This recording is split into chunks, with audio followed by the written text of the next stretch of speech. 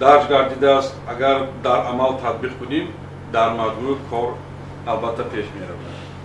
Вобаста ба шартномаҳои коллективӣ дар ин ҷо баромадашонба қайд кардан, ман иловатан ҳаминро гуфтан мехоҳам ки дар ҳақиқат бана он қарори ҳукумати ҷумҳурии Тоҷикистон ки дар асоси он созишномаи генералӣ байни Федератсияи Иттифоқҳои Касабаи Мустақили Тоҷикистон,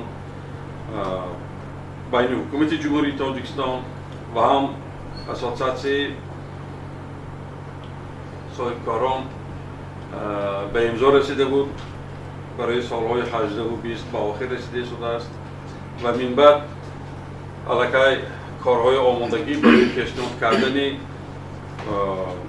созишномаи нави генералӣ ва ҳам созишномаи нави минтақавӣ барои баррасии муҳокима ва тасдиқи он кор рафта истодааст. Ман боварӣ дорам ки дар 3 моҳаи аввали соли нави оянда ин масъалаҳо боз ҳалли худро меёбад.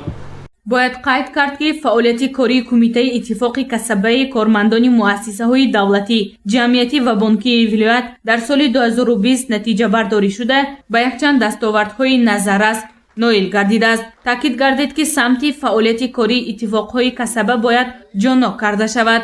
дар фарҷом фаъолони кумита соҳиби ифтихорномаву тӯҳфаҳои хотиравӣ тақдим карда шуд. гузориши Ганҷина Олим ва Насимҷон Раҳимов барои барномаи иттилоотии хабар.